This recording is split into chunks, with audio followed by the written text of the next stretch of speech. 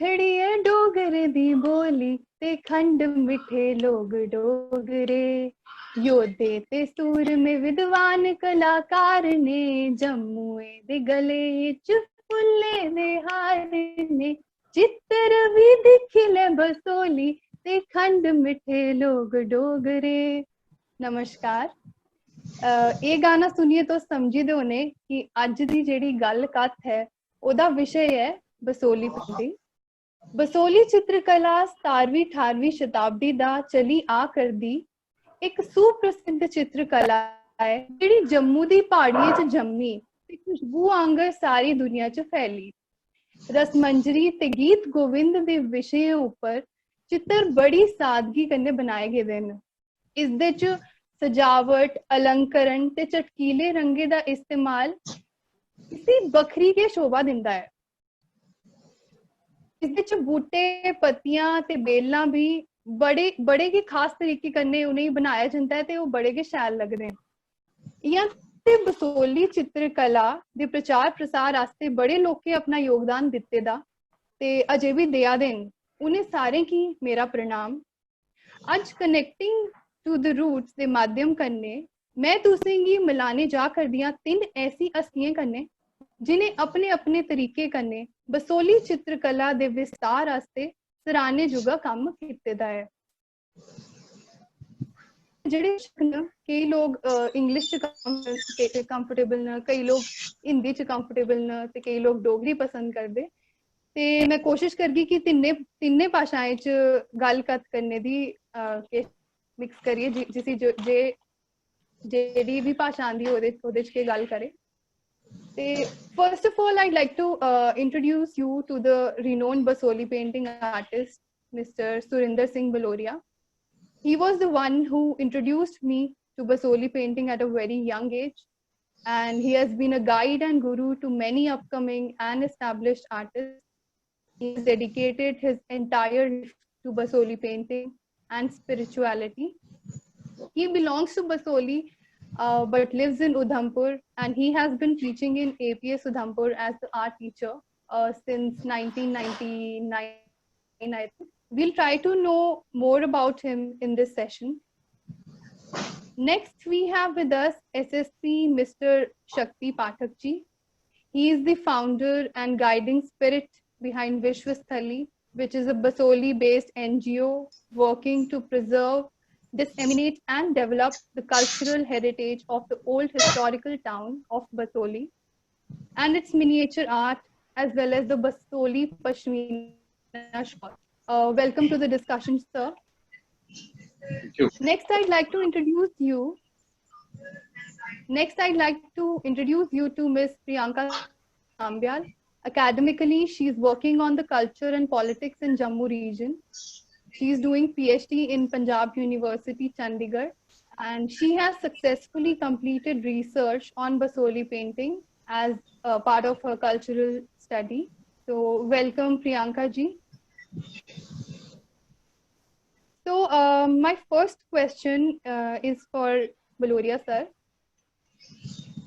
Sir मैं आपको ये पूछना चाहूंगी कि आपको बसोली पेंटिंग सीखने या करने का विचार कैसे आया और कौन कौन से मेजर प्रोजेक्ट्स आपने किए, कौन कौन सी एग्जीबिशंस की, इसके बारे में आप हम सबको बताएं। ऐसा है, इसके लिए मुझे कहीं पीछे जाना पड़ेगा। आर्ट का शौक तो बचपन से ही था। स्कूल लाइफ में जब मैं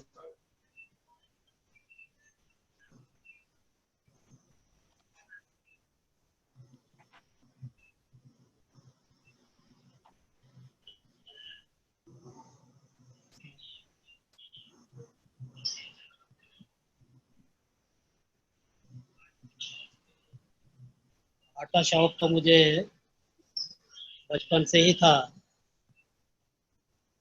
से स्कूल लाइफ में अपने दोस्तों की ड्राइंग वगैरह भी मुझे ही करना पड़ती थी, लेकिन धीरे धीरे जैसे बड़ी क्लासों में पहुंचते गए तो स्कूल में हमें अपने टीचर जो अब हमारे ऐसे लिखने के लिए कई बार दिया करते थे कि मेरे गांव पर ऐसे लिखो।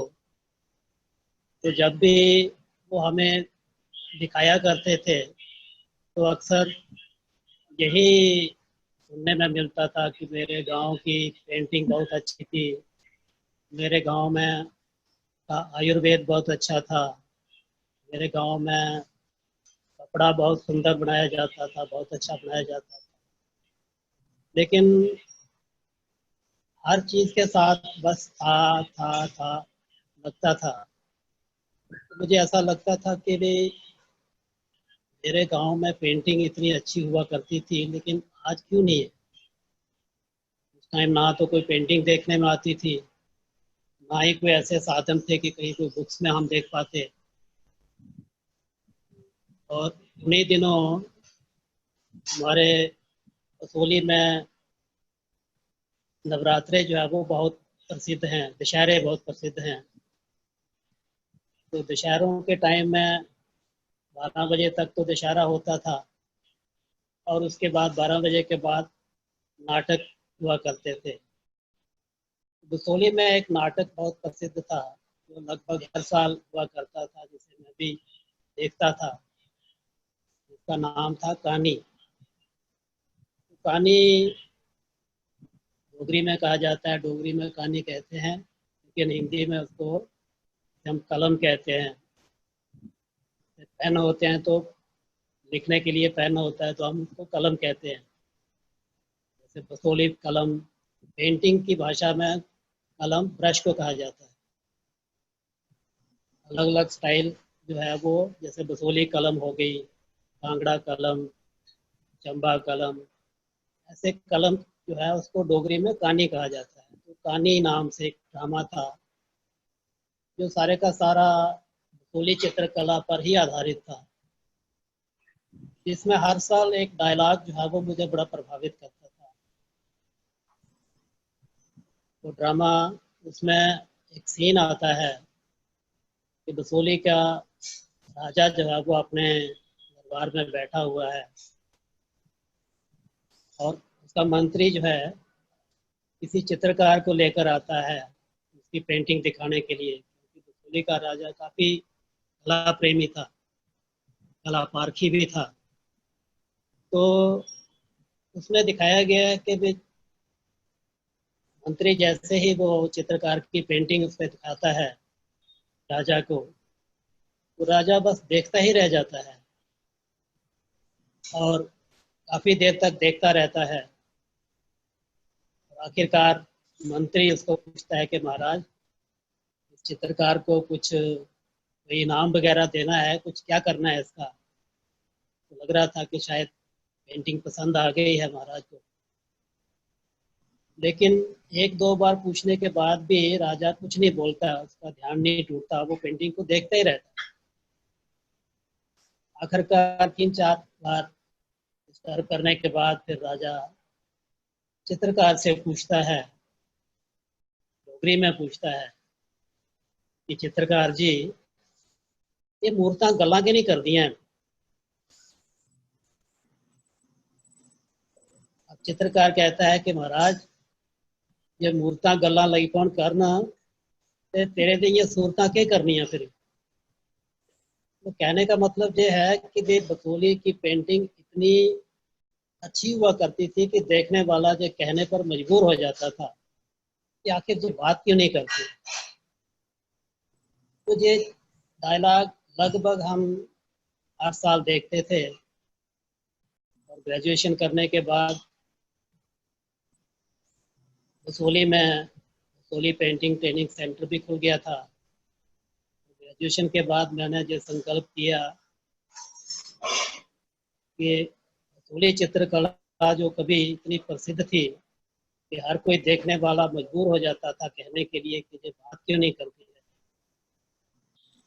और ग्रेजुएशन करते करते बहुत कुछ हमने सुन लिया था कि बसोली पेंटिंग विश्व प्रसिद्ध है, लेकिन किताबों तक या म्यूजियमों तक ही रह गई है।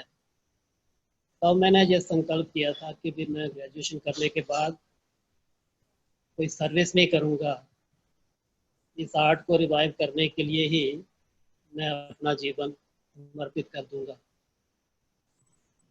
तो इसलिए फिर ग्रेजुएशन करने के बाद जब मैं गाँव लौटा तो पेंटिंग सेंटर खुल चुका था वहाँ, मैंने भी वहाँ एडमिशन ले ली। ऐसे आपने जो पूछा कि कैसे आपका रुझान इस तरफ कैसे गया, इसके पीछे की कहानी काफ़ी लंबी है। वो ट्रेनिंग करने के बाद हम उस टाइम मैं अकेला ही था जो मेरे बैच में जो ग्रेजुएशन करने के बाद मैंने एडमिशन ली थी। बाकी बच्चे जो थे वो थोड़ी पेंटिंग ट्रेनिंग सेंटर था तो उसमें मैक्सिमम बच्चे जो थे वो सिर्फ स्टाइफन के लिए ही जाते थे, कोई लक्ष्य लेकर नहीं गए थे कि भी हम क्यों सीख रहे हैं, किस लिए सीख रहे हैं। लेकिन मैं तो कुछ लक्ष्य लेकर गया था कि मुझे इस आर्ट को रिवाइव करना है। तो ट्रेनिंग करने के बाद मैं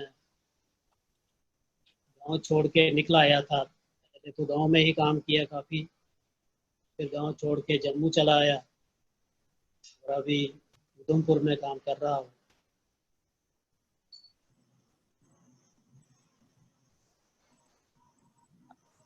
बाकी सर, बसोली की मिट्टी में आपने जन्म लिया और हम सब जानते हैं बसोली पेंटिंग के बारे में, बसोली पश्मीना शॉल के बारे में। तो ऐसी जगह पे आपने जन्म लिया और वाकई आपने पूरी लाइफ अपनी डेडिकेट की है इस आर्ट फॉर्म को। मैंने आपसे सीखा है कि इतने सारे लोगों को मैं जानती हूँ जो आपके स्टूडेंट्स रहे हैं। तो और हम एक और चीज जानना चाहते थे कि आपने कौन कौन से प्रोजेक्ट्स किए अपने अभी तक के आर्ट करियर को, अगर हम उसकी बात करें तो कौन से प्रोजेक्ट्स किए, कोई मेजर एग्जीबिशन, तो थोड़ा उसके बारे में बताइए। हाँ, जब मैं ट्रेनिंग करने के बाद अ, जम्मू में था, जम्मू में 2 साल काम करने के बाद फिर मैं उधमपुर आ गया था। उन दिनों J&K में गवर्नर रूल था और governor general KV Krishna Rao ji थे। तो उस टाइम भी 2-3 महीने ही हुए थे उनको आए हुए। तो डोगरा आर्ट म्यूजियम जो था वो पहले गांधी भवन में हुआ करता था। तो प्लान था कि गांधी भवन से ये शिफ्ट होकर मुबारक मंडी में शिफ्ट होना था। तो गवर्नर साहब ने, जब वो शिफ्ट हुआ तो उसकी इनॉग्रेशन गवर्नर साहब ने की होगी। तो उस टाइम उन्होंने पूछा कि भाई ये बसोली पेंटिंग जो है इतनी विश्व प्रसिद्ध है, तो ये पेंटिंग कोई करता भी है या सिर्फ म्यूजियम तक ही है, किताबों तक ही है। बाई चांस म्यूजियम के जो चेयरमैन थे उनके साथ मेरी जान पहचान हो गई थी, लेकिन मैं उधमपुर में आ गया था। तो गवर्नर साहब ने कहा था कि भाई आप अभी इसी समय मुझे, उन्होंने कहा था कि भाई कोई एक लड़का है SS बलोरिया नाम से, लेकिन इतनी जानकारी मुझे नहीं है। उधमपुर में किसी स्कूल में वो सर्विस करता है साथ में और साथ में भी काम करता है। तो गवर्नर साहब ने कहा कि मुझे आज ही उसको उधमपुर से बुला के मुझे मिलाओ। तो उस टाइम उन्होंने मुझे कहा था कि भाई आपको सिर्फ मेरा ही काम करना है जब तक मैं यहाँ J&K में हूँ। तो J&K में वो लगभग 5 साल रहे और 5 सालों में मैंने 85 पेंटिंग्स जो है गवर्नर साहब के लिए, राजभवन के लिए बनाई थी। उसके बाद श्री माता वैष्णो देवी श्राइन बोर्ड के लिए भी काफ़ी सारी पेंटिंग बनाई। उन दिनों गवर्नर साहब के पास सेंटर से बहुत सारे मिनिस्टर आया करते थे J&K में,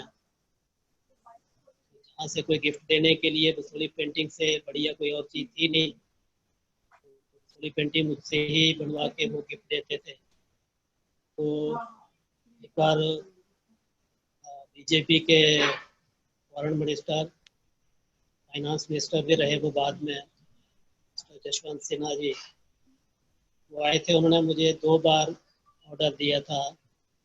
4 पेंटिंग एक बार बनाई थी और 3 पेंटिंग एक बार बनाई थी।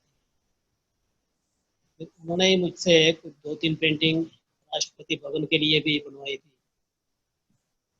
बाकी उधमपुर में रहते हुए आर्मी में, पुलिस में, आर्मी में जितनी भी मैसेज हैं नागरिक कांड में, वहाँ मैक्सिमम पेंटिंग मेरी लगी हुई है।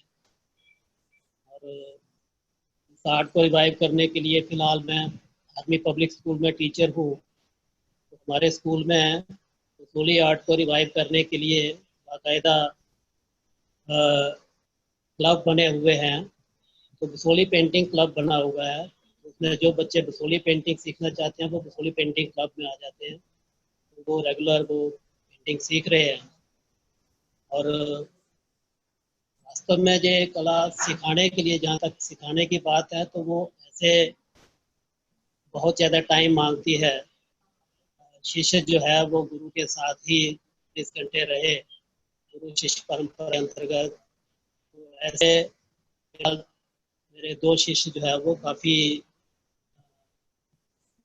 आगे निकल चुके हैं। मैं कह सकता हूँ कि मेरे से भी अच्छा काम कर रहे हैं।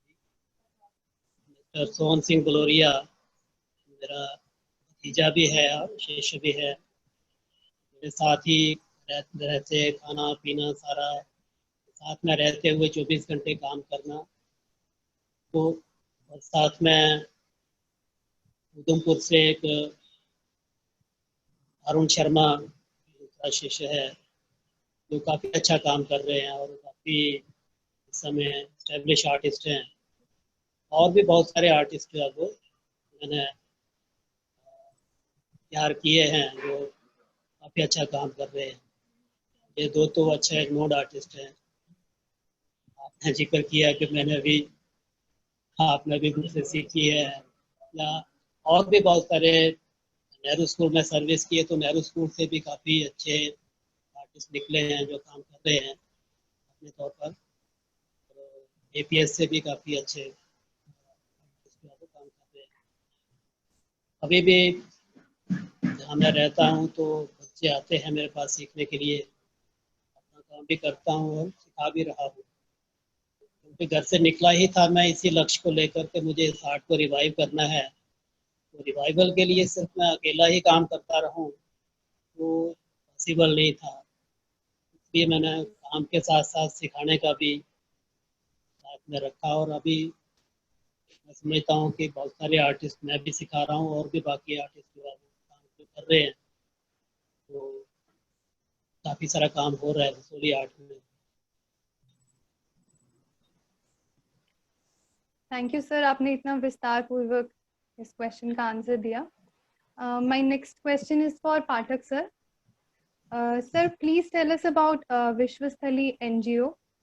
How did the NGO begin? और इसके पीछे इंस्पायरेशन क्या थी या ये NGO बने विश्वस्थली? थैंक यू मेधावी, और सभी जो भी सुन रहे हैं उन सभी को बहुत बहुत शुक्रिया कहूँगा कि आप सब ने ये सब कुछ ऑर्गेनाइज किया है। मैं जब स्टूडेंट एज में था, around 82-83,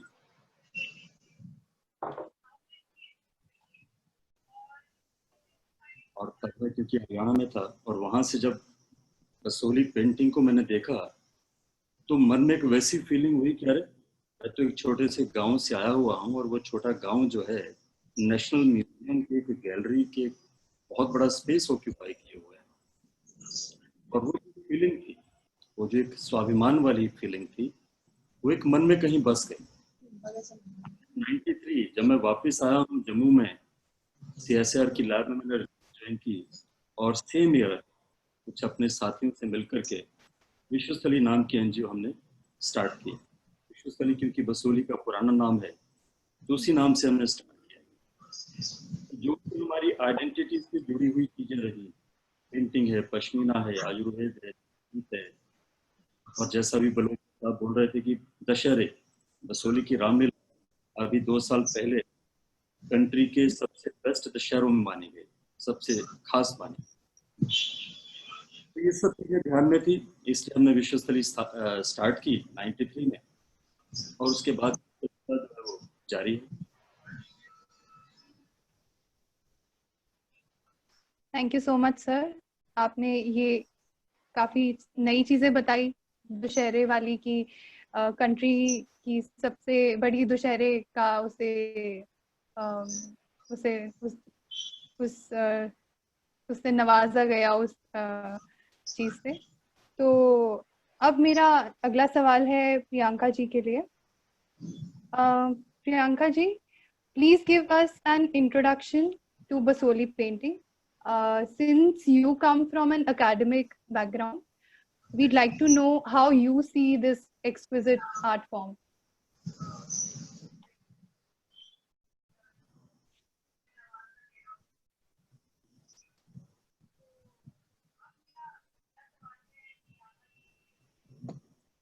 Priyanka, you need to unmute yourself. You're on mute. Is it okay? Is I'm audible? I'm audible? Yeah, you are audible. Okay.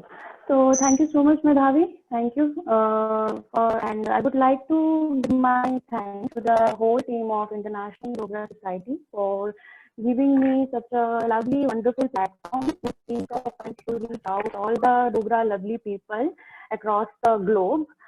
Since it's such an interesting question you have asked, that how did I choose this topic and why? And so before choosing this topic, I had no clue, about Basoli art as a cultural study of a Jammu region. I didn't have any idea that some work could have been done on this art, and I even didn't know that it is one of the Duggar culture. And I was looking for such kind of topic which is much be related to my own culture, to my own people, my own society. So one day I remember I messaged one of my professors, sir. Presently he is teaching in JNU, and I asked him, sir, please suggest me some good research topics because I got selected in Punjab University, Chandigarh, and I have to go for further studies. So sir asked me, I still remember his exact words, that what's your interesting area? So I said, sir, culture, because I would like to know about different cultures of different places, especially our Jammu culture. So then he asked me the exact word. He said, "Are you aware about Basoli painting?"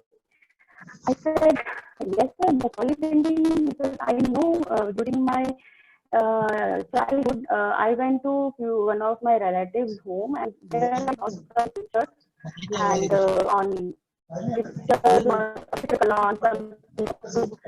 So I said, yes, sir, I know a little bit about it.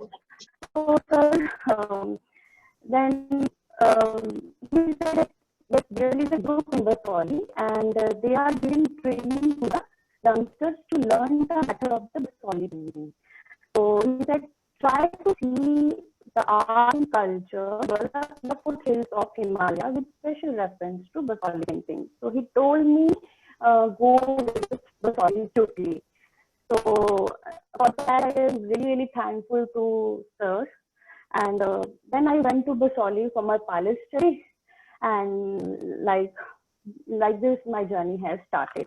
And if I'm not, one more thing I would like to say, being the Dogra, I owe to my own community, because the community and its culture have a long way to in shaping the potential of my being and my persona. The choice of a topic is based on some deep cultural values. And more than that, also understanding was in my mind that while choosing topics, whatever I choose, it should have some relevance or some outcome to the society, just like other research scholars. I have always a strong conviction that my study should have some implications for future planning and policy making. It would be exceptionally beneficial for the society, especially for the local society. So this is something of my journey. And indeed, Priyanka ji, I think, yeah, please. So yeah, I think you are right. It's also our responsibility as the youth to preserve and promote the very indigenous art form of our own Jammu region. There is one message for you. Your voice is not clear. If you could consider moving to some other place, I think, till we arrive at you for the next question. please try moving to some other place. Is I'm audible? I'm audible, Medhavi? Yeah, you are audible, but there is some noise. So if you could try moving to some other place. तो मेरा अगला सवाल अब Baloria sir के लिए है. Sir, हम ये जानना चाहते हैं कि बसोली चित्रकला जो है उसमें और दूसरी पहाड़ी चित्रकलाओं में क्या अंतर है?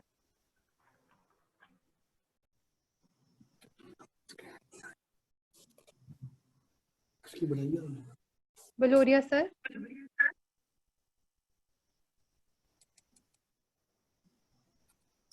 सर, आप मुझे सुन सकते हैं?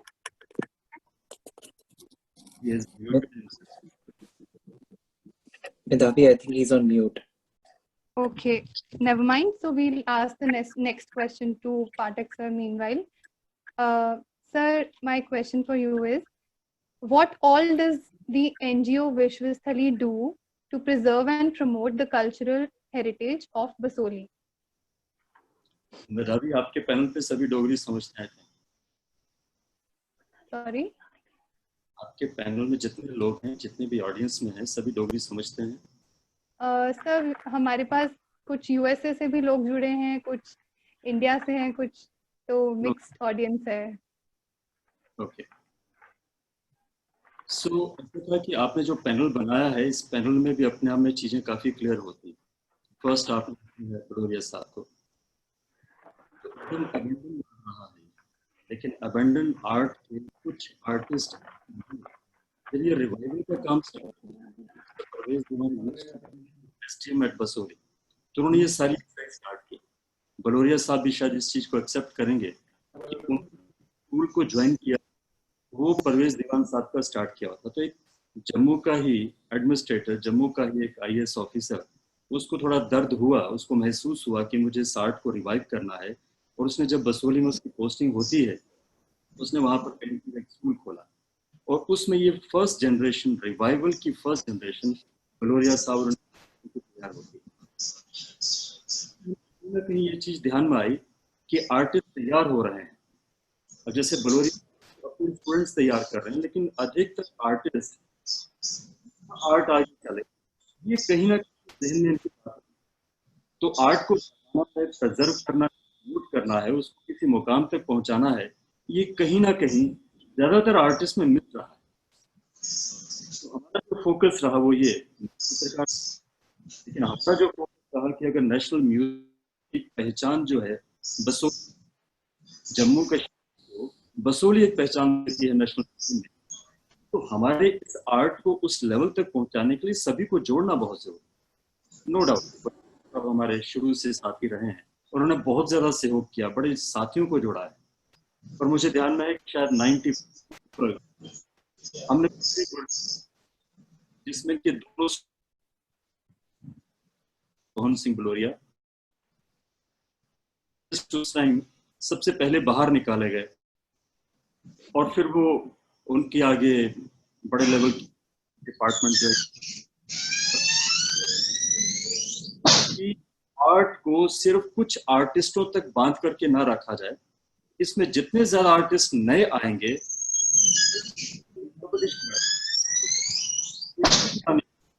तो जो ओरिजिनल आर्ट किसी थीम के ऊपर अगर बढ़ पाया है, वो तभी हम सिर्फ नहीं कर सके. तो हमने इसलिए मैक्सिमम लोगों तक इसको पहुंचाया जाए, मैक्सिमम जो भी बच्चे इसको सीखना चाहते हैं वो सीखें, और फिर उन्हीं में से अच्छी चीज आगे आएगी. मैंने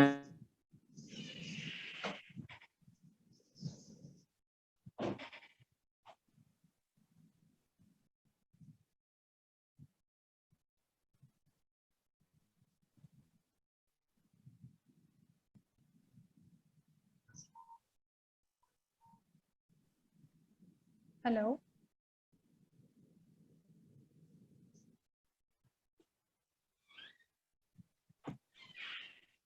Medhavi, you might need to take question to next person because Okay. I think his connection has gone for some time. No problem, no problem. Baloria sir, आप मुझे सुन सकते हैं? हाँ, सुन रहा हूँ. सर, आप आपके लिए ये सवाल है कि बसोली चित्रकला और जो दूसरी पहाड़ी चित्रकलाएं हैं उनमें क्या अंतर है? हाँ, मैं पहले भी आपने यही क्वेश्चन पूछा था। तो बसोली कला भी पहाड़ी कला के अंतर्गत ही आती है। पहाड़ी कला इसको इसलिए कहते हैं कि हिमालयन रीजन में, हिमालय के साथ साथ जितनी भी स्टेट्स हैं, जैसे आजकल तो J&K स्टेट है और हिमाचल है, लेकिन उन दिनों राजा महाराजाओं के टाइम में छोटी छोटी स्टेट्स थी। जहाँ जहाँ का कोई राजा था तो वो स्टेट कहलाती थी, जैसे जम्मू, पुंछ, राजौरी, बसोली, मानकोट, जसरोटा, कांगड़ा, गुलेर, चंबा। तो ये सारी स्टेट्स थी। तो जहाँ पर जो राजा राज्य करते थे, उतरती बात है, राजाओं के टाइम में अपने अपने हिस्टोरियन भी होते थे, कलाकार भी होते थे, चित्रकार भी होते थे, जो उस टाइम के जो इवेंट्स होते थे उनको चित्रित कर लेते थे। तो हर राज्य में जो जो काम हुआ है वो काम उस राज्य के नाम से जाना जाता है। जैसे बसोली में जो काम हुआ है, तो बसोली के राजा के समय जो काम हुआ उसको बसोली पेंटिंग के नाम से जाना जाता है। या कांगड़ा में जब काम हुआ उस टाइम, वो कांगड़ा पेंटिंग के नाम से जाना जाता है। इसी तरह मानकोट, जसरोटा, चंबा, गुलेर, तो ये छोटी छोटी पहाड़ी रियासतें थी। तो उस टाइम का जितना भी काम है वो पहाड़ी पेंटिंग के नाम से जाना जाता है। लेकिन पहाड़ी पेंटिंग में भी बसोली पेंटिंग जो है वो सबसे पुरानी है। पहाड़ी आर्ट जो है वो बसोली से ही स्टार्ट हुआ है, और यहीं से फिर चित्रकार, जब बसोली का राज खानदान जब खत्म हो गया, उधर की बात है कि चित्रकार तब तक ही काम करते हैं जब तक कोई संरक्षक हो उनके ऊपर, कोई उनकी पेंटिंग को जानने वाला या खरीदने वाला या आगे बढ़ाने वाला। तो जब बसोली के राजा नहीं रहे तो बसोली के जो चित्रकार थे वो भी पलायन कर गए दूसरे राज्यों में। तो ये पास में रावी के इस तरफ बसोली है और उस तरफ चंबा है। तो फिर चंबा और कांगड़ा वगैरह जो है वो ये बाद में आए, लेकिन ये सभी पहाड़ी पेंटिंग के अंतर्गत ही आते हैं। अब आपने पूछा कि वे दोनों में अंतर क्या है। तो अंतर कुदरती बात है कि वे जो भी आर्टिस्ट जहाँ भी बैठकर काम करता है तो उसके आसपास का जो एनवायरनमेंट होता है वो उसकी पेंटिंग में दिख जाता है। आसपास का एनवायरनमेंट मतलब कि जहाँ वो काम कर रहा है वहाँ के लोगों का पहरावा कैसा है, उनका रहन सहन कैसा है, आसपास जो पेड़ पौधे हैं या पशु पक्षी हैं या सीनरी जो आगे पीछे है वो किस प्रकार की है। तो कुदरती तौर पर ये चीज़ें आर्ट में आ जाती है। और दूसरी जगह अगर कोई काम कर रहा है, क्योंकि भारत में तो आप जानते हैं कि हर 10 किलोमीटर के बाद चेंज हो जाता है सब कुछ, सभ्यता चेंज हो जाती है, ड्रेस चेंज हो जाती है, बोली चेंज हो जाती है, लोगों का रहन सहन चेंज हो जाता है, इवन के लोगों के फीचर्स भी चेंज हो जाते हैं। तो जो भी आर्टिस्ट जहाँ बैठकर काम करता है तो उसके आसपास जो लोग हैं उन्हीं लोगों को देखकर वो बनाता है। तो उसके पेंटिंग में जो फीचर्स होंगे वो उन्हीं के होंगे। तो इस तरह फर्क, मेन फर्क जो है वो यही है कि बसोली में और कांगड़ा में या चंबा में, क्योंकि वहाँ का जो एनवायरनमेंट है वो मेन फर्क है। बसोली में जितने भी कलर्स हैं काफ़ी फास्ट कलर और प्राइमरी कलर्स में ही काम हुआ है। और जितना भी काम है, जैसे कोई आर्टिस्ट है अंदर बैठकर जब काम करता है, अपनी कल्पना से जब काम करता है तो वो किसी को कॉपी नहीं कर रहा है।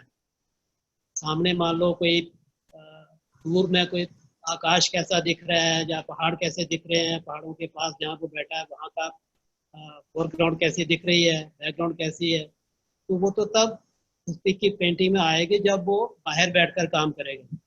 लेकिन बसोली के आर्टिस्ट जितने भी हैं उन्होंने घर बैठकर काम किया है, उनकी पेंटिंग से ऐसा लगता है जिसमें वो पर्सपेक्टिव नहीं है बसोली पेंटिंग में। तो दूर की चीज़ भी वैसी ही दिखेगी जैसी एकदम पास वाली चीज़ है। उसमें ना तो पर्सपेक्टिव है और दूसरा कलर्स में बहुत सादगी है, ओरिजिनलिटी है। कलर्स को देखकर उनकी अपनी मानसिकता भी प्रदर्शित होती है कि भाई वो वास्तव में खुद किस प्रकार के सोच वाले लोग थे वो आर्टिस्ट। उनके जो चित्र हैं, किस प्रकार के चित्र बने हुए हैं, उनके चित्रों को देखकर उनकी मानसिकता का पता चल जाता है। तो ये कुछ मुख्य डिफरेंस है बसोली पेंटिंग में और दूसरी पहाड़ी पेंटिंग में। नई बसोली पेंटिंग भी पहाड़ी पेंटिंग यही अंतर्गत आती है, लेकिन ये सबसे पुरानी है, यहीं से पहाड़ी पेंटिंग स्टार्ट हुई है और बाकी दूसरे स्टेट्स में नहीं है। बिल्कुल सर। सर पहाड़ी लोग जो होते हैं उनका लाइफस्टाइल बहुत सिंपल होता है and it does reflect on Basoli painting also. और वैसे भी मैंने देखा पेंटिंग है में वो दिखता है कि पहाड़ी। जी जी आप कभी बैसाखी के मेले में चले जाएंगे तो पहाड़ी व्यक्ति जो गांव का कोई व्यक्ति आया होगा तो बिल्कुल उसने अगर रेड कलर का कपड़े पहने हैं तो ऊपर से नीचे तक सब रेड का रेड ही होगा। कोई वो नहीं होगा कि भाई मिक्स एंड मैच के भी जैसे शहरों में होता है। तो इसलिए बसोली पेंटिंग में पेंटिंग देखकर ही पता चल जाता है कि बस वो मेन जो प्राइमरी कलर्स हैं रेड, ब्लू और येलो, उसी में ही सारी पेंटिंग कंप्लीट कर दी है। और कम से कम रंगों में पेंटिंग कंप्लीट करना ये बहुत बड़ी बात है, और ज़्यादा से ज़्यादा रंग मिक्स एंड मैच करके करना वो इतनी बड़ी बात नहीं है। तो इसलिए बसोली पेंटिंग आज भी मिनिएचर में सबसे मूल्यवान है, सबसे ज़्यादा उसकी इंटरनेशनल मार्केट में कीमत भी उसकी सबसे ज़्यादा है। जी सर। जैसे अब हम बसोली जाएं तो मैंने देखा है कि जिस प्रकार के पेड़ बसोली पेंटिंग में हम लोगों को देखने को मिलते हैं, अगर हाँ आप हाँ उधमपुर से या जम्मू से बसोली जाएंगे तो आप देखेंगे वैसे पेड़ आपको दिखेंगे वहां पर। और ना ही वो ही नहीं, लोगों को आप देखेंगे तो उनके चेहरे भी वैसे होते हैं, बड़ी बड़ी आंखें और साइड बिल्कुल प्रोफाइल भी बिल्कुल। काफी मैच अब करती कहने है। में कि ये जम्मू कश्मीर है, लेकिन अगर कोई आर्टिस्ट कश्मीर में बैठकर, श्रीनगर में बैठकर काम कर रहा है तो कुदरती बात है उस पेंटिंग में जो ह्यूमन फिगर्स होंगे उसमें वो कश्मीरी वो भी होगा, हिरण होगा, पौंचू होगा, या जो भी उनका ड्रेसअप है। और झील भी होगी, शिकारा भी होगा, पहाड़ों पर बर्फ भी होगी तो चिनार के पेड़ भी होंगे, यानी कि आसपास का जो वातावरण है वो उनकी पेंटिंग में दिखेगा। लेकिन कोई आर्टिस्ट जम्मू में बैठकर काम कर रहा है तो उसके आसपास कोई चिनार का पेड़ तो होगा नहीं, उसके आसपास जो आम के पेड़ होंगे, कामले के पेड़ होंगे, किक्कर के पेड़ होंगे, वही पेड़ जो है वो उसकी पेंटिंग में दिखेंगे। और जो डोगरा लिबास है तो उसकी जो फिगर वर्क जितना भी उसमें जो ह्यूमन फिगर्स हैं वो सारी उस प्रकार की होंगी, उसका ड्रेसअप उस प्रकार का होगा, कलर्स उस प्रकार के होंगे। तो अलग अलग पेंटिंग में जो डिफरेंस आता है वो इसी वजह से आता है। बाकी जो मेन धातु है, जो मेन जो कलर्स है, या ब्रश है, या पेपर है, वो सेम है, सेम कलर है, वही नेचुरल कलर हैं, टोन कलर्स हैं अभी स्कूल ऑफ आर्ट्स में। लेकिन सिर्फ डिफरेंस जो है वो सिर्फ यही है, वातावरण का डिस्टेंस, टाइम और डिस्टेंस थैंक यू। दोनों का फर्क पड़ जाता है। तो काफ़ी देर पहले की जो बनी हुई पेंटिंग में उनमें कुछ चेंज आती है, और जो लेटेस्ट बन रही हैं हमें बीत जाने के बाद तो उसमें थोड़ा चेंज आती है। बाकी और जो मेन जो बेसिक चीज़ें हैं कि कलर जो है जो पुराने वाले यूज़ करते थे वही आज भी यूज़ हो रहे हैं, थोड़ा बहुत चेंज करके, लेकिन टेक्निक सेम है। Thank you, sir. My next question is to Priyanka ji. The question is that why did you choose this topic, that is Basoli painting, for your research work, and how was your experience? Medhavi, I think I have given this answer before. Should I repeat again or? Okay. So Yeah. I have another question for you. So Yeah. what were your findings since you've done such an extensive research on Basoli paintings? तो आपने क्या उसमें क्या पाया आपने उसमें? वैसे तो बहुत कुछ पाया मैंने, बहुत, the list is very huge, बहुत कुछ है बताने के लिए, but due to the paucity of time, I have to cut it short, and I would like to share two things. First of all, this is world famous Basoli miniature art, which is the cultural representation, cultural identity, and cultural heritage of the Basoli, which is a very small mountainous town of Jammu region. The earliest center of painting in the region was Basoli, under which the patronage of Raja Kirpal, an artisan named Devi Das. He executed miniatures in the form of Ras Manjari's illustrations in 1694. And जैसे कि अभी Surendra sir ने बताया बसोली के features और उसके techniques के बारे में, थोड़ा सा मैं यहाँ पे कुछ हाईलाइट करना चाहती हूँ. That these paintings were made on a handmade paper, commonly known as chalcote paper, and colors made from natural pigments जो यूज किए जाते थे. The miniature paintings represent a very wide variety pool of art, like those of Basoli, Gule, Kangra, Bilaspur, Mandi, and Chamba. So the themes of these paintings are mostly contemporary yet classical, mostly related to the epics, Puranas, Ras Manjari, Ragmala, Geet Govinda, Nala Damayanti, Baramasa, and many more. So the Basoli style basically spread to the various neighboring states and was at its peak till the middle of the 18th century. So apart from that, I would like to share one more thing, that the Basoli era is known all over the world. And there is hardly any country in the world where these paintings of the Basoli Chitrikala are not adorning their museums. The great patrons and originators of the Basoli school of art were Raja Sangrampal and Raja Kirpal. So, actually, these paintings don't use of Prakri language, which is an older form of Rogri script, quite different. And it is to be noted here that the credit for modifying the Prakri script can be attributed to Maharaja Ranjit Singh Ji.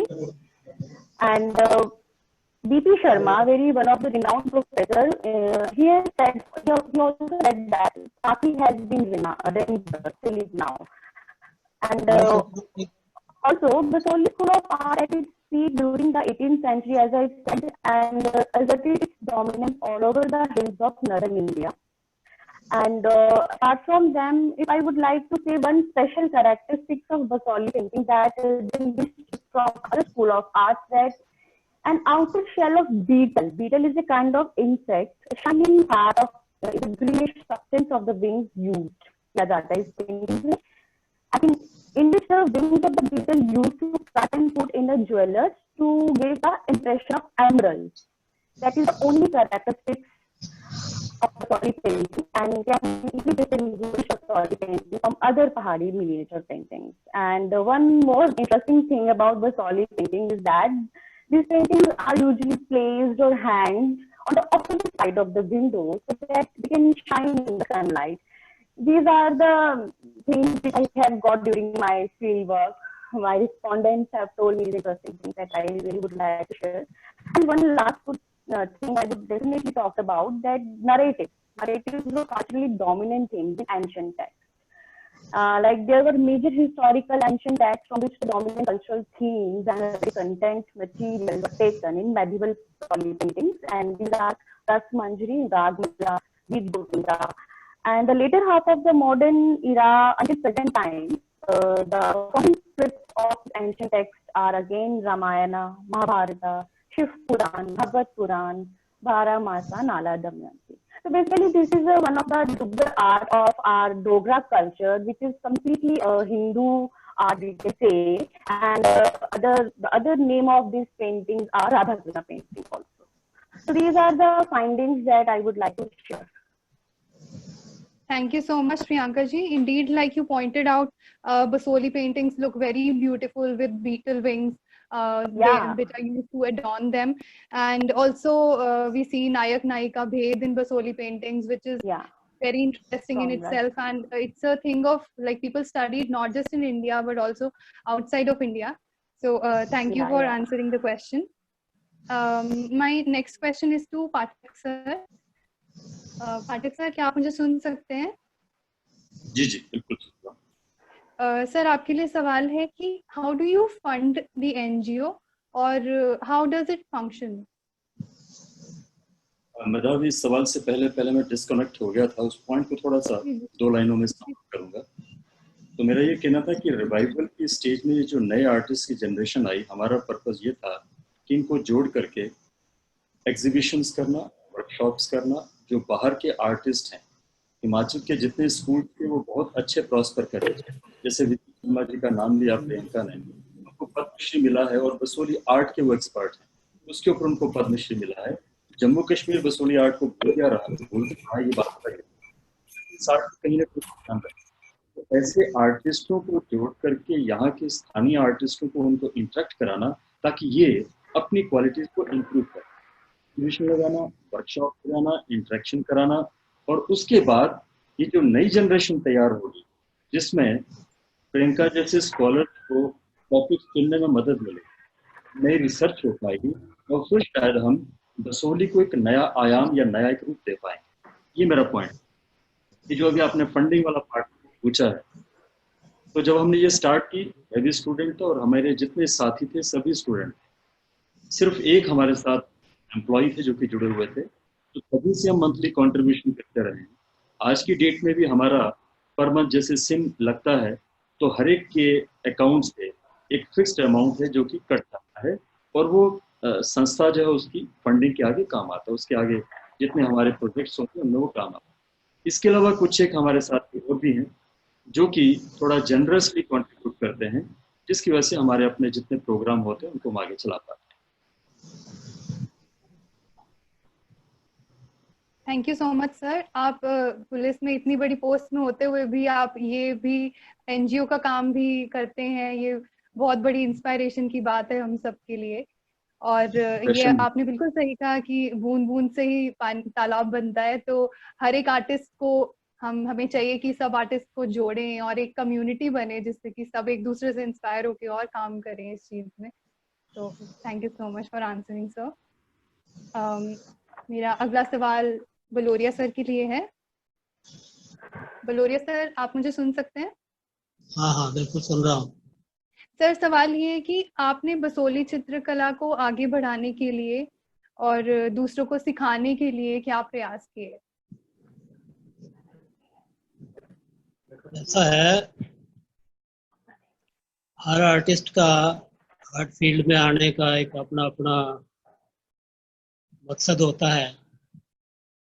जैसे पाठक साहब भले ही artist भले ना हो, लेकिन Basoli art के बारे में दर्द जो है मेरा और इनका सेम है। इनका भी यही दर्द रहा है कि बसोली आर्ट को कैसे आगे बढ़ाया जाए।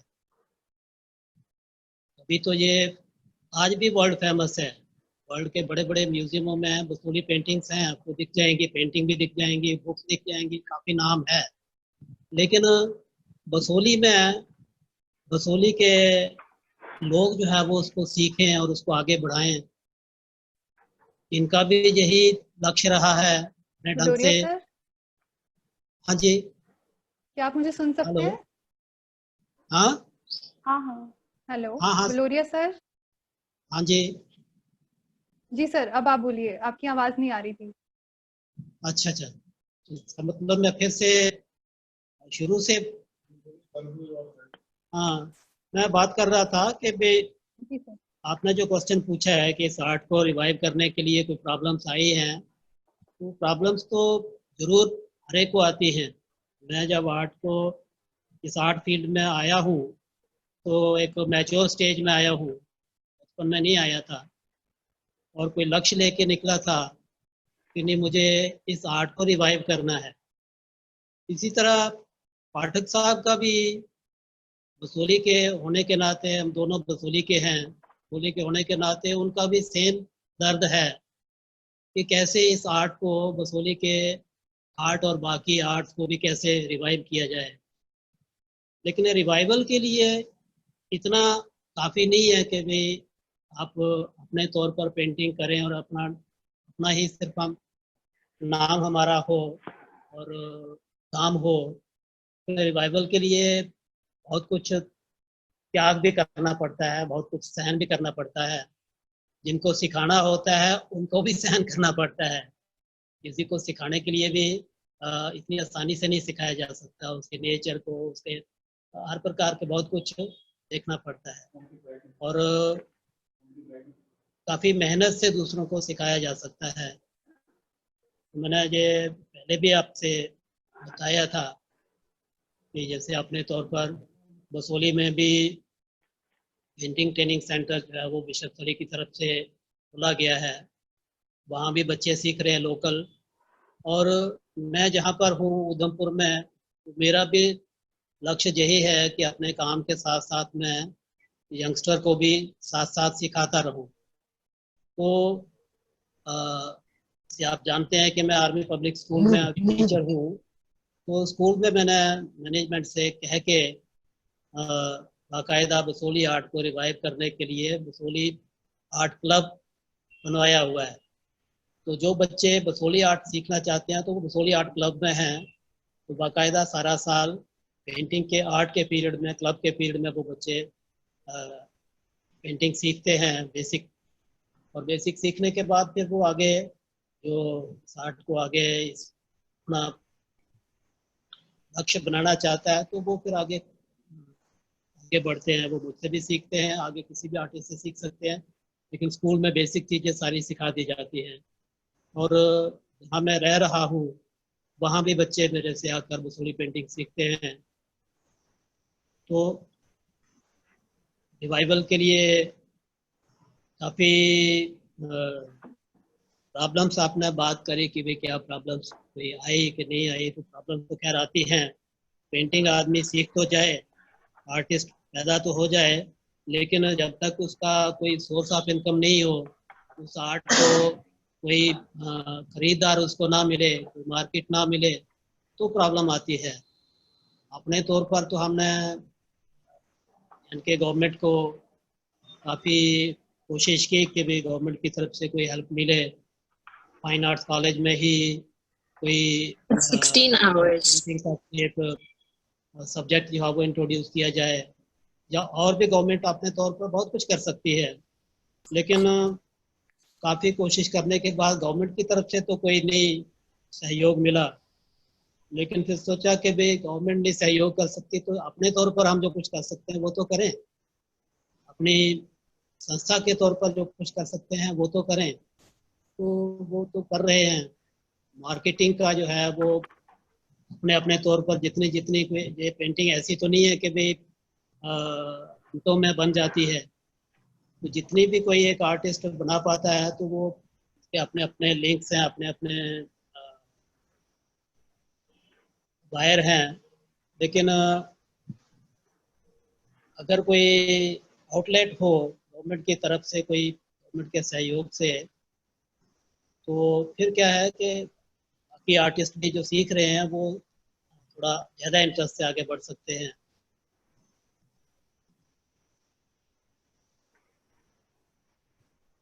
Thank you sir. अगला क्वेश्चन प्रियंका जी के लिए है। Priyanka ji, why do you think there's a need to revive this art form and what are the problems which are faced by the artists? जैसे बलोरिया सर ने भी इस बारे में काफी कुछ बताया अभी। And what efforts have been made to revive this? See, Medhavi, like जैसे कि बलोरिया जी ने बताया कि being patriotic for our place, for our own community, ये एक खुदी फीलिंग रहती है कि कुछ ना कुछ हमें अपने कल्चर के लिए करना है, उसे प्रिजर्व करना है, उसे प्रमोट करना है। अगर वो डाई हो रहा है तो उसको हमें वापस लाना है। तो यही कुछ पॉइंट्स मेरे भी कुछ एक्सपीरियंस ऐसे रहे दैट द रीजंस तो थे इसके behind that the feeling of the people for their own community, that was very much. And the second, that Basoli art form is a cultural representation of the Basoli and their community, their lifestyle, folk culture, everything these paintings, depict. And this art form is renowned globally, very precious for the unity of Jammu and Kashmir as well. So to maintain the cultural heritage, again, identity of the Jammu and Kashmir, we should preserve this art. And there is a sense of belonging and a sense of responsibility as well for the local people, local artisans of the Basoli to watch this art again. And to maintain the popularity and identity all over the world, these painters made these paintings to, popularize the Basoli at a national or international level. And these paintings symbolizes peace, harmony, other very, positive effects. And last is this art form integrates with the history, culture, life, nature, romance, folk, green, organic relations in society, aesthetic beauty, and sense of the local community. So these are the reasons I think artisans have tried to revive this art form. And of course, if I talked about one person, Shiv Kumar Padha ji, he is again from Basoli, a very well-known writer and freelancer, journalist, and he's a critic as well. And I had a conversation with him about this art form. He said that this art is dead, almost dead. And it is very sad to say that. On the other hand, the government is interested in preserving the old heritage. On the other hand, it has closed its eyes and doesn't care for this dying art, with the result that this is the brink of extinction. So no step from government side has been taken to revive this art, which is very famous and is in great demand, of course. And there is a lack of government support.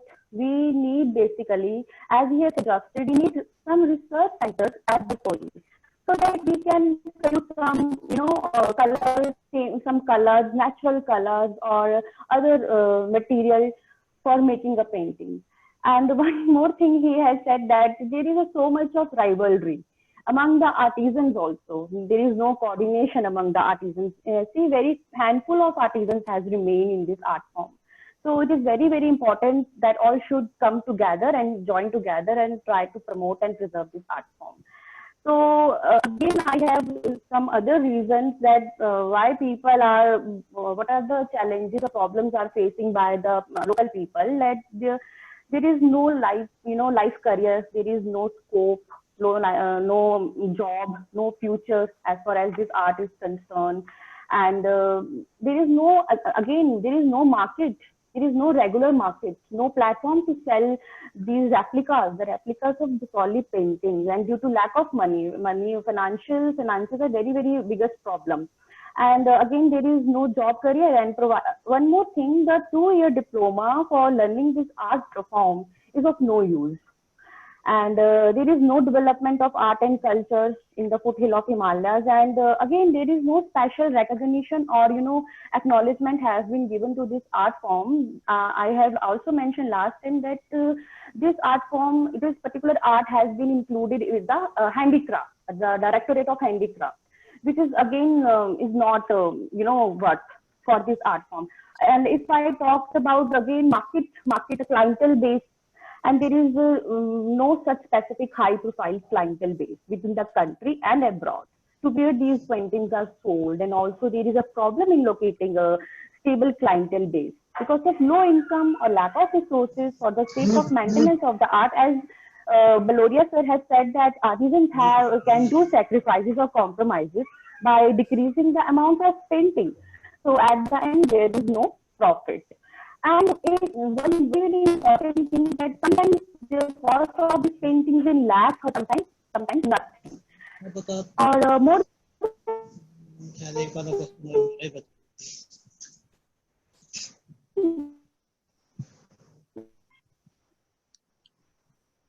Priyanka ji, I think you are not audible. We can't hear you. I think there is some I think you can carry on. Yeah. Looks like there's some.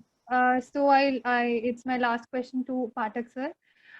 Sir, we would like to know what is the need of the hour when we talk about Basoli painting as well as Basoli Pashmina shawls. Where are we lagging? Like I read about Vishwasthali. So I got to know that in an exhibition in Japan, the Basoli Pashmina shawls were received very well. They got a lot of recognition. तो what is the need of the hour, ऐसा क्या है जो हम नहीं कर रहे और क्या करना चाहिए हमें इसके लिए, and what is your message to the aspiring Basohli painting artist as well as weavers? Hello, am I audible? जी जी। देखिए, आपने डिस्कशन से अगर आप हिस्ट्री भी पढ़ेंगे तब भी लगेगा कि जिस आर्ट को राजाओं ने पैट्रोनेज दी है वो आर्ट फ्लरिश किया, बढ़ा है, और जब पैट्रोनेज खत्म हुई है तो आर्ट भी खत्म हुआ। इस टाइम रहा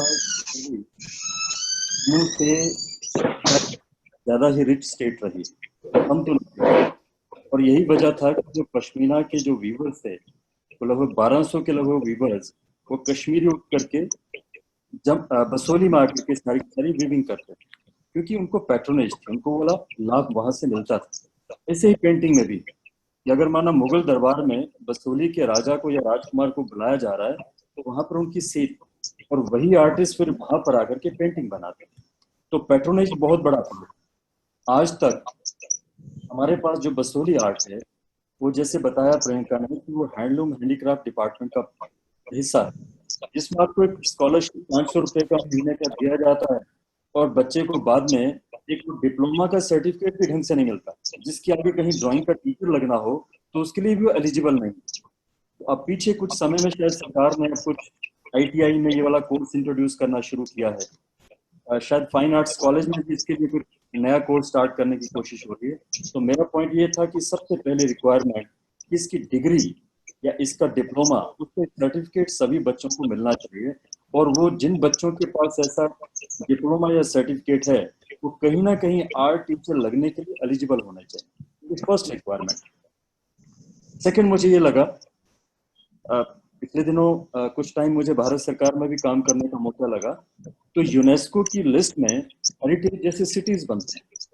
तो हेरिटेज सिटी तो बड़े बड़े और काफी बहुत बड़ी लंबी लाइन है जिसमें बसोली शायद ना आ पाए, लेकिन हेरिटेज आर्ट जरूर ये बन सकता है कि जो ऐसा आर्ट जो बिल्कुल अबेंडन हो गया है उसको रिवाइवल के लिए सरकार की ओर से यूनेस्को जो है, सरकार जो अपने प्रपोजल भेजती है, यूनेस्को उसको एक्सेप्ट करता है। ऐसी एक लिस्ट जो बनेगी उसमें बसोली आर्ट भी कहीं ना कहीं हेरिटेज की आर्ट में अगर आ जाता है, लिस्ट में आ जाता है, तो उसको प्रिजर्व और प्रमोट करने में बहुत बड़ी हेल्प हो सकती है।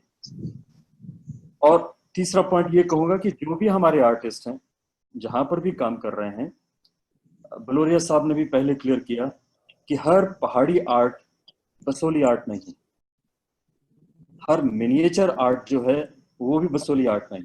तो कहीं ना कहीं मिक्सिंग हो गई है।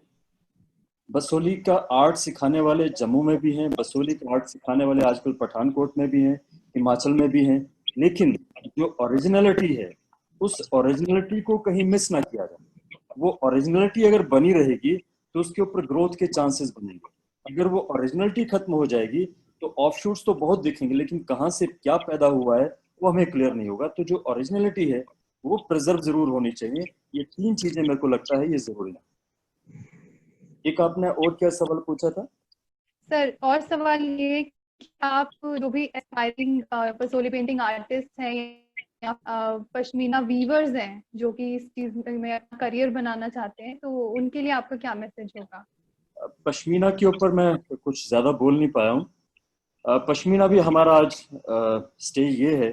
एक टाइम था कि बसोली का पश्मीना भी ठीक ठाक पश्मीना चलता था मार्केट में, लेकिन कुछ समय से क्योंकि सरकार की ओर से पश्मीना की सप्लाई बंद हो गई, हालांकि यहाँ वीविंग के लिहाज से क्लाइमेट बहुत सूट करता है बसोली का, बाकी और किसी भी जम्मू रीजन के इलाके का क्लाइमेट सूट नहीं करता। लद्दाख में पश्मीना होता है लेकिन वहां पर वीविंग नहीं हो सकती क्योंकि क्लाइमेट सूट नहीं करता। तो after Kashmir it is Basoli, the climate of Basoli suits for the weaving of pashmina, इसलिए यहाँ पर ज्यादा फ्लरिश किया। पर बीच में क्योंकि सप्लाई बंद हो गई तो वो सिर्फ ट्रेडिंग होना शुरू हो गया। बाहर से लुधियाना से सामान लिया, कश्मीर से कुछ घटिया सा सामान लिया, अपने नाम से आकर के उसको मार्केट में लगा दिया, और उससे थोड़ी उसकी मार्केट खराब हो गई। अब पीछे हमारे साथ एक बड़ी अच्छी टीम जुड़ी दिल्ली से ही, एक एडवोकेट हैं, सुप्रीम कोर्ट में हैं, टर्निवर हैं बहुत अच्छी।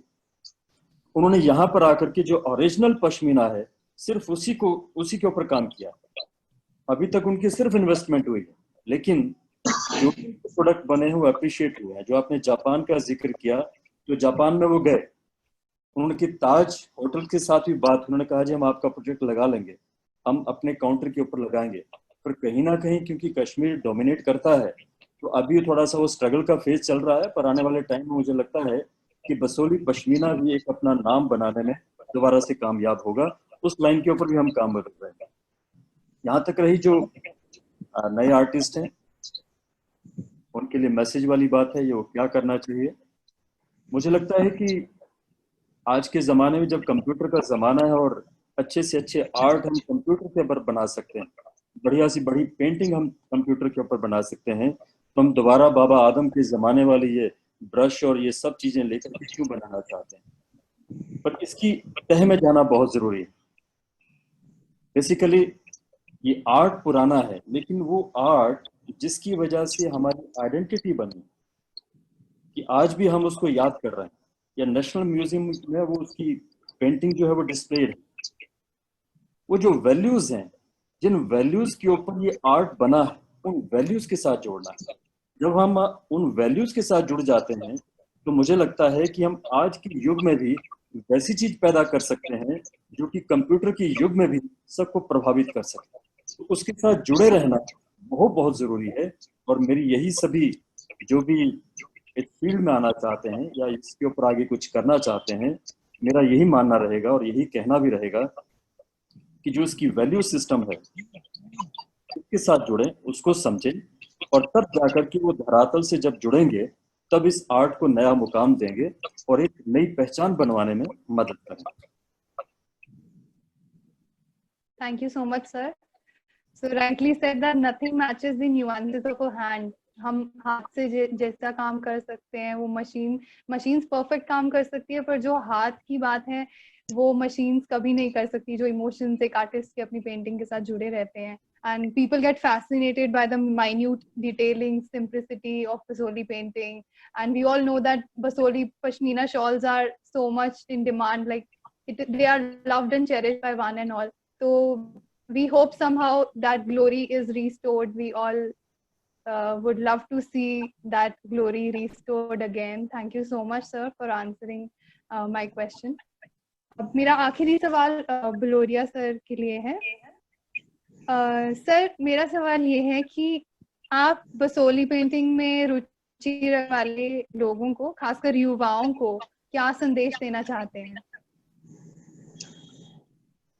युवाओं के लिए मेरा संदेश यही है कि जब भी कोई बसोली आर्ट की तरफ बसोली आर्ट सीखना चाहता है, तो पहले तो हर एक के मन में ये क्वेश्चन पैदा होता है कि आखिर ये सीखकर क्या मिलेगा, क्या कर पाएंगे, हम सरवाइव कर पाएंगे, कोई सोर्स ऑफ इनकम हमारा बन पाएगा. क्योंकि सोर्स ऑफ इनकम तो लाइफ के लिए ज़रूरी है. शौक के लिए काम तो वही कर सकते हैं जो पहले से ही अच्छी साउंड फैमिली से हो, जिनको किसी चीज़ की ज़रूरत ना हो. तो अब इतनी देर हो गई हमें ये काम करते हुए, तो मेरा अपना अनुभव है कि इस आर्ट में ऐसा नहीं है कि पैसा नहीं है, सब कुछ है, पैसा भी है, शोहरत भी है, नाम भी है. तो इसलिए, लेकिन आर्ट में मीडियोकर्स के लिए कोई जगह नहीं है. अगर इस आर्ट फील्ड में कोई भी युवा आता है और मेहनत करे तो अच्छे ढंग से इस्टेब्लिश हो सकता है और अच्छी की इनकम भी हो सकती है और अच्छा नाम भी कमा सकता है. तो इसलिए मेरे युवाओं से, आने वाली छोटी नस्लों से यही सजेशन रहेगी कि वो पूरे मन से इस आर्ट को सीखें, समझें और इसको करें. फ्यूचर अच्छा है, ऐसी बात नहीं है.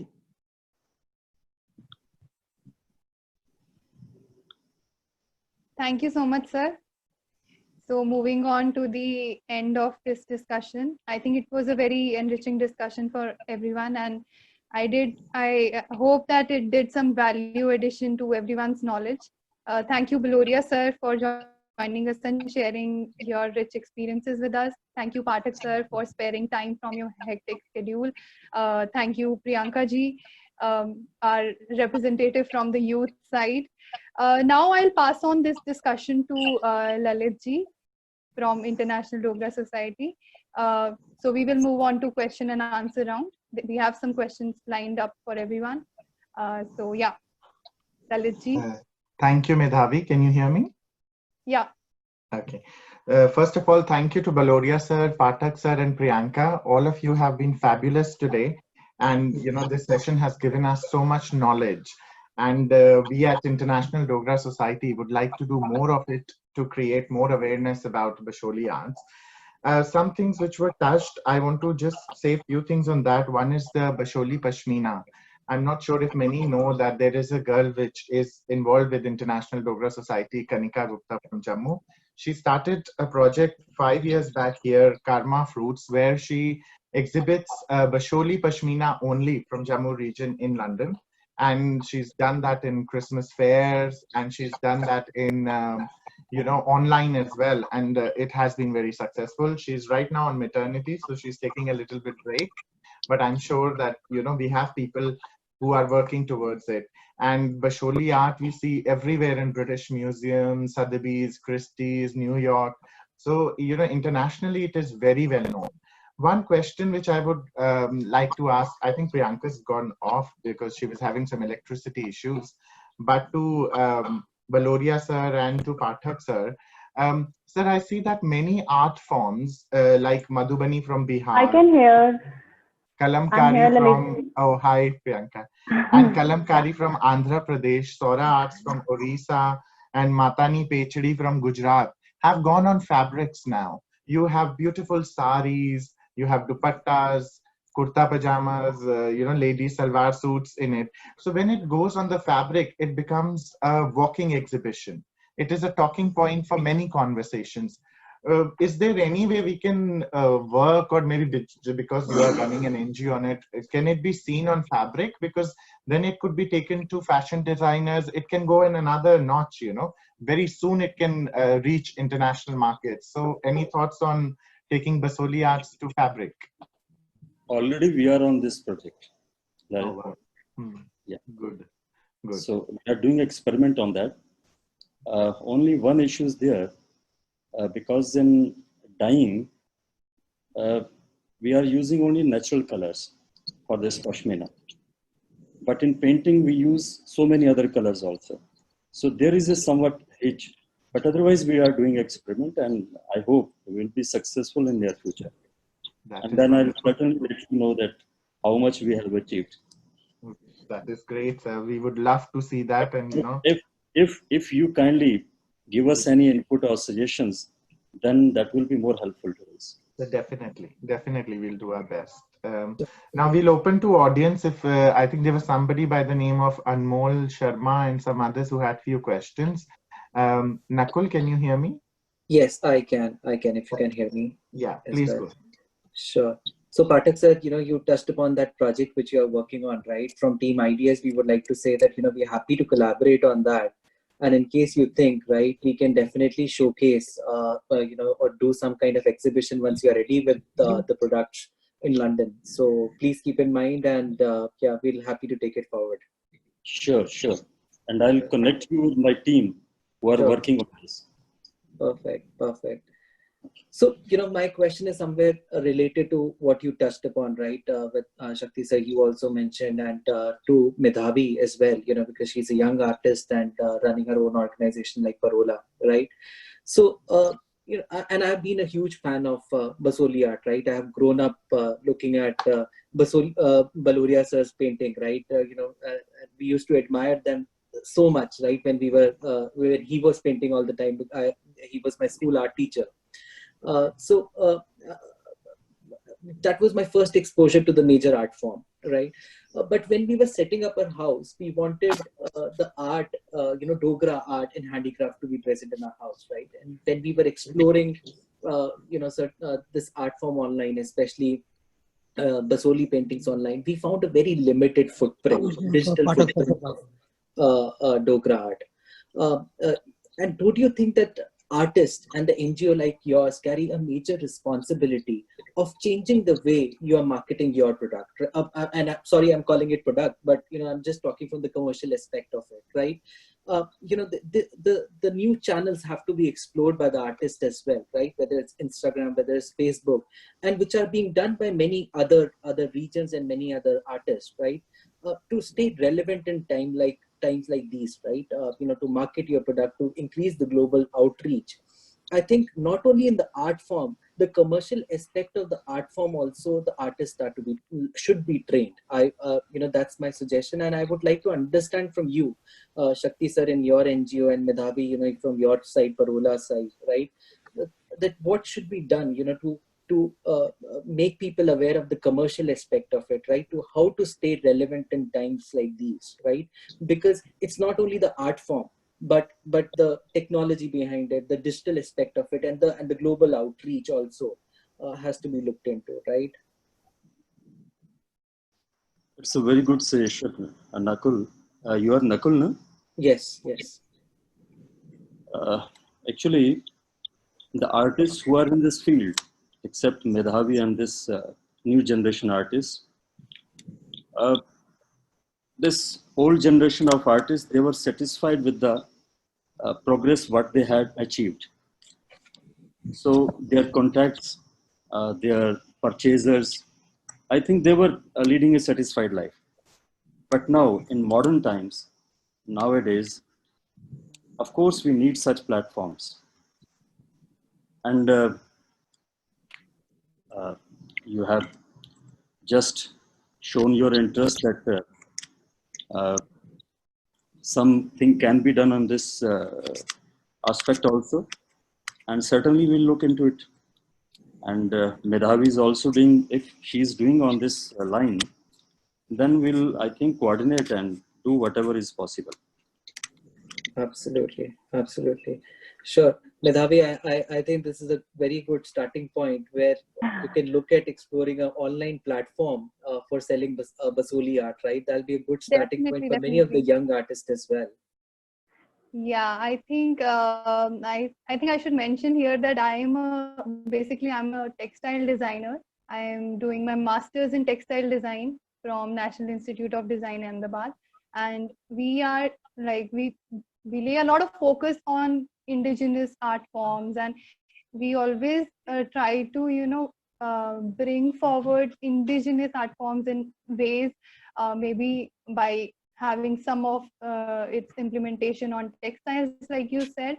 So even I had been thinking of that for very long, and now that you brought it onto the discussion, I think I would like to communicate further, even after this call, with Pathak sir, with Baloria sir, and maybe we could reach at some merging point where we could come up with something on textiles, like a walking exhibition or something like that.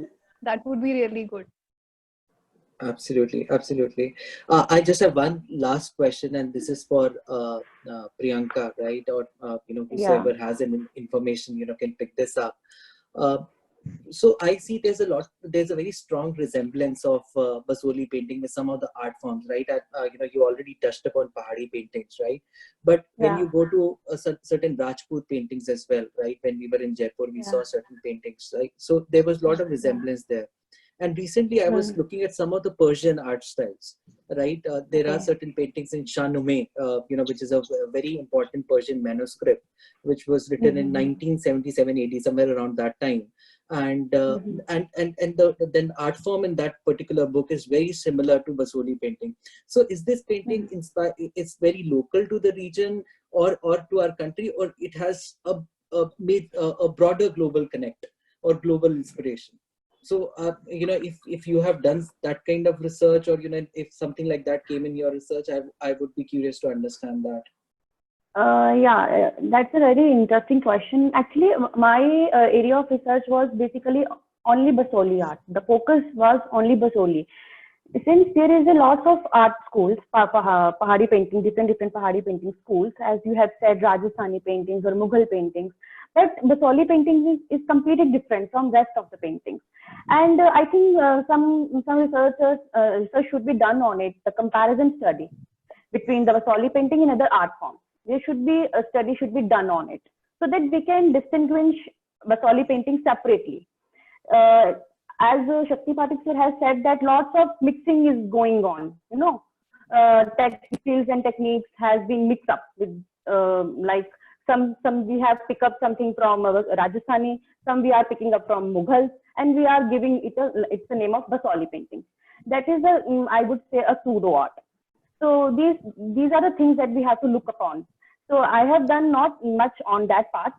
Maybe in future I would like to do some comparison studies, that skills and techniques, like lot more work can be done, could have been done in future. But if I will do something, I will definitely share with all of you. So by the time I have done only Basoli art. For that I have to visit nationally and internationally. There is a Vanasthali in Jaipur of Rajasthan and Shanti Niketan in West Bengal. I have to visit to there as well. But I have visited only Chamba, the Bhuri Singh Museum, and just only for Basoli painting. I have nothing with the Kangra and Guler and other school of art, because my focus is only for Basoli art. Perfect. Thank you so much, Priyanka. We would love to see the analysis, what you do on the comparison study going forward. Thank you so much. Before I leave and pass on to others for questions, Shakti sir and Medhavi, International Dogra Society would always be happy to collaborate on some of the projects which you are doing, right? And our intent also is to take this art form further, right? It is my personal interest also, because I am a big fan of Basoli art, but at the same time, it comes from Dogra heritage, right? And Jammu's heritage. Which we would like to take at an international level also, because I think it's a beautiful art form, right? Why only museums? Why not lounges of our homes, right? Definitely we need to do a lot of work here. And it's an area where I think we should all put our forces together, heads together, and take it to the next level. I think our generation would, our next generation would know a lot about it. If we do some work on it, otherwise I think it will not reach that level, right? The kind of exposure we are having, it will not, the next generation will not have that. So there's a lot of responsibility on all of us, to take it forward. Nakul, I listed 3 need of requirements of the art. One was some school. Second was declaration of this art as a heritage art.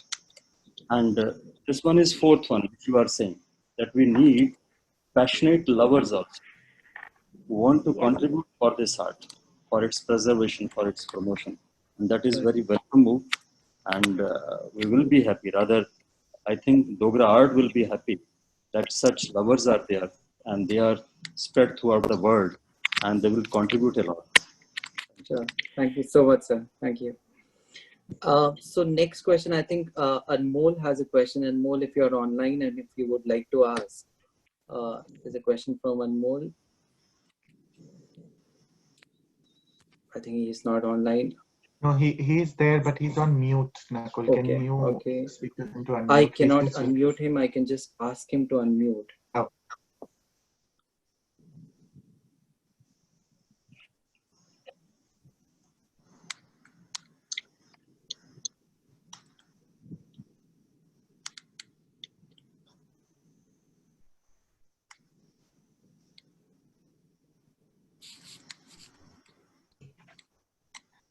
Meanwhile, I've written to Anmol to unmute. Nakul, you want to ask if there's anybody else? We can take that. Yes, sure. Any further questions from anyone? Good evening, everyone.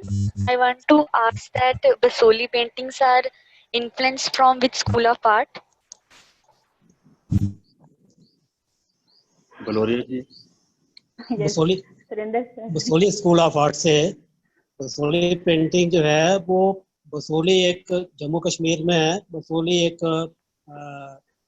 State थी लेकिन आज district है और वहाँ पर जो काम हुआ करता था जो हो रहा है उसको बसोली पेंटिंग या बसोली आर्ट कहते हैं। बसोली के नाम से ही ये जाना जाता है, बसोली स्कूल ऑफ आर्ट से। Yes, there is no So I Excellent. read somewhere that Basoli paintings are influenced from Rajasthani school of art and even also many other schools of art like Mughal school of art. थोड़ा सा मैं add करता हूँ. जब And I would also join, sir. if you commit. Baloria साहब मुझे शायद वो इसमें थोड़ा सा सपोर्ट करेंगे. जब औरंगजेब का मतलब अटैक जो ज्यादा रहा है, तब कुछ राजपूत रूलर जो थे, they migrated towards hill areas, और वहीं पर उनकी छोटी छोटी स्टेट्स बनी. तो आर्टिस्ट जो ओरिजिनल थे, they had their roots in the Rajasthani art, but उसके ऊपर फिर जो इफेक्ट हुआ है अलग अलग, जैसे यहाँ पर वो भक्ति मूवमेंट का बहुत ज्यादा इम्पैक्ट रहा, तो भागवत के ऊपर काफी लिखी गई हैं. फिर वो ओरिजिनल कुछ यहाँ का इनपुट आया, जो लोकल जो फोक होता वो ऐड हुआ, but originally they are from Rajput school, I think. बिल्कुल बिल्कुल बिल्कुल, हाँ. कुदरती बात है कि औरंगजेब के टाइम में जितने भी औरंगजेब तो इसको कला को, आर्ट को पसंद नहीं करता था, तो वहाँ से जो भी कलाकार थे वो पहाड़ी स्टेट्स की तरफ आए. तो पहाड़ी स्टेट्स में जो भी आर्ट लवर थे, वहाँ उन्होंने संरक्षण जिनको मिला. तो कुदरती बात है, ये बात मैंने पहले भी बताई है कि जहाँ पर भी कोई आर्टिस्ट काम करता है तो आसपास के एनवायरनमेंट से वो प्रभावित होता है. भले ही उसका बेसिक चीज़ें जो हैं, बेसिक जो नॉलेज है वो तो उसके पास है, लेकिन जिसके लिए वो काम कर रहा है, जो उसको पैट्रोनाइज कर रहा है, उसकी क्या डिमांड है, वो क्या चाहता है. तो बसोली के जो राजा थे वो वैष्णविज्म को मानते थे, तो भगवान विष्णु के डिवोटी थे. तो वैष्णविज्म पर काफ़ी काम हुआ, शैविज्म पर काफ़ी काम हुआ. श्री कृष्ण पर जो है वो राधा कृष्ण के ऊपर काफ़ी काम हुआ है. यानी कि बेस उनका भले ही राजस्थान से था, वो आए थे वहाँ से, लेकिन कुदरती बात है जहाँ पर बैठकर कोई आर्टिस्ट काम करता है और जिनके लिए करता है, तो फिर वो पेंटिंग वही पेंटिंग कहलाती है, बसोली पेंटिंग, क्योंकि वो टोटली बसोली के एनवायरनमेंट पर आधारित है. बसोली के जो कलापारखी हैं उनके इंटरेस्ट पर आधारित है, और मूल धातु तो बेशक सबकी सेम ही रहती है. कोई भी आर्टिस्ट है वो कलर कौन से यूज कर रहा है, तो राजस्थान वाला भी वही कलर यूज कर रहा है, वही पेपर यूज कर रहा है, और बसोली वाला भी और कांगड़ा वाला भी. और सब्जेक्ट जो है वो अलग अलग हो सकते हैं, और सब्जेक्ट डिपेंड करते हैं कि जिनके लिए मैं बना रहा हूँ उनको क्या चाहिए, उनकी किसमें रुचि है. तो इसलिए ये एक पहाड़ी स्कूल ऑफ आर्ट में बसोली में आकर जो है वो एक विशेष स्थान और विशेष स्टाइल जो है वो बन गया है. बाकी ये ठीक है, पाठक साहब ने जैसे कहा कि भाई औरंगजेब के टाइम में आर्टिस्ट वहां से अलाइन करके आए थे. Shall I add something?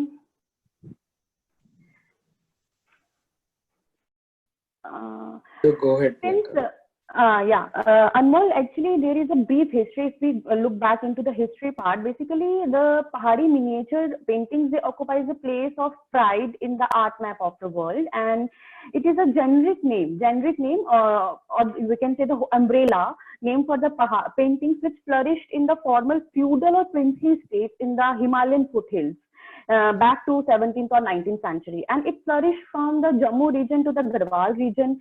The rulers of those areas were known for their love and patronage of art, and due to the decline of Mughal empire, political instability, brought up the great influx of skilled artisans from the Mughal and Rajput states who were seeking shelter and sanctum in Basoli.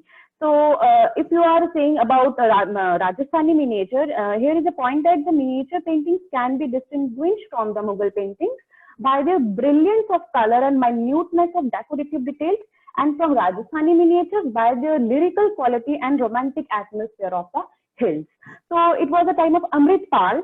He did a very good deal of painting in Guleb style, even in Basoli. So this is the history behind.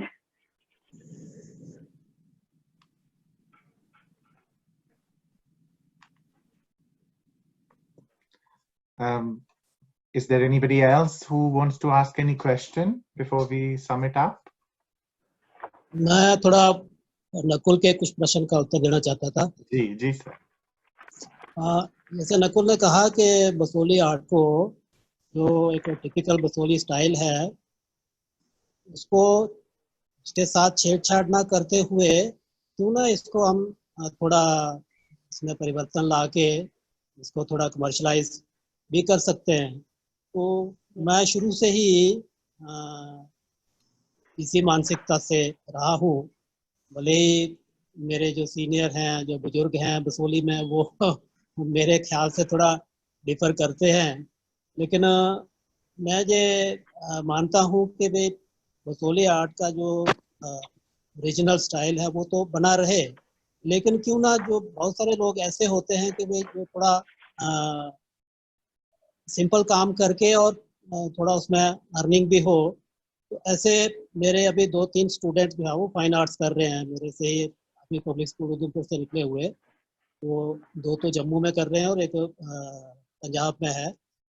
तो basically उन्होंने Basoli painting मेरे से सीखी हुई है और वो उनका लक्ष्य यही है कि भाई फाइन आर्ट्स के साथ साथ हम इसको कैसे बसोली आर्ट को कैसे इंट्रोड्यूस कर सकते हैं और अलग अलग बेसिस पर, यानी कि लकड़ी पर भी कर सकते हैं या कपड़े पर कर सकते हैं या मेटल पर कर सकते हैं। ये हर जगह किया जा सकता है। तो इस पर एक्सपेरिमेंट हम कर रहे हैं और मैं समझता हूँ कि जो हो नकुल का जो ख्याल है वो जल्दी ही जो है वो इस पर भी काम अच्छा हो सकता है।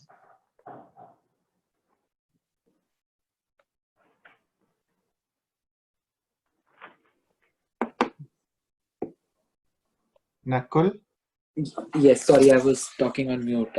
जी सर, बिल्कुल। अगर इस डायरेक्शन में अगर कुछ काम हो सकता है तो वो बहुत जरूरी होगा, बिकॉज जैसा आपने कहा, राइट, सिंपल काम करके आज के जमाने में रेलेवेंट रहना पॉसिबल नहीं है। हमें इसका डिजिटल एस्पेक्ट, कमर्शियल एस्पेक्ट को एक्सप्लोर करना किसी भी आर्ट फॉर्म के लिए, राइट, और किसी भी ट्रेडिशन के लिए भी। आजकल फॉर एग्जांपल हम लोग डोगरा को भी अब डिजिटल प्लेटफॉर्म्स पे ला रहे हैं। क्यों? क्योंकि हम लोग का एक जो ट्रेडिशन है या भाषा है वो कम होती जा रही है हमारी जनरेशन में, राइट। उसकी इंफॉर्मेशन और उसका एक्सपोजर कम होता जा रहा है। तो इसलिए जैसे हम डोगरी के लिए कर रहे हैं, आई थिंक हम बसोली आर्ट के लिए भी उसी तरह से उसको डिजिटली एडवर्टाइज करना चाहिए, उसको बढ़ावा देना चाहिए। वही उसके लिए अलग अलग फॉर्म में काम करने की जरूरत है, वो किया जाना चाहिए। बाकी जो होली पेंटिंग जिस ढंग से की जा रही है वो तो ढंग से करते रहना चाहिए जो आदमी काम कर रहे हैं, लेकिन कुछ लोगों को इसको थोड़ा एक्सपेरिमेंट के तौर पर भी आगे बढ़ाना चाहिए, टेक्सटाइल पर भी काम करना चाहिए और भी अलग अलग बेसिस पे तो कोशिश की जा रही है, हो रहा है ये काम। आप वहाँ बैठे, आपका सहयोग रहेगा तो ये समझता हूँ कि रिवाइवल पॉसिबल है। बिल्कुल सर, बिल्कुल।